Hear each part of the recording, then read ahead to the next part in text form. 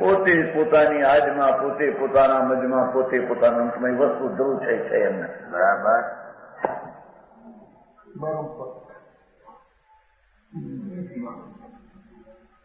સમજાણું કાંઈ? પ્રભુ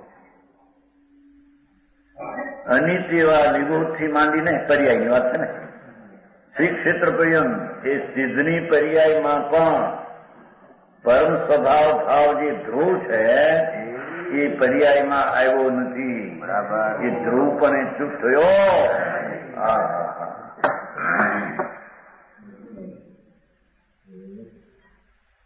એ ચૈતન મહાહીરો જેના એની કિંમતું શું, જેના મૂલ્યાંકન કરતા પોતાની બુદ્ધિમાં મૂલવાઓ થઈ જાય છે. બરાબર. અમૂલ રહેતો એવી ચીજ છે.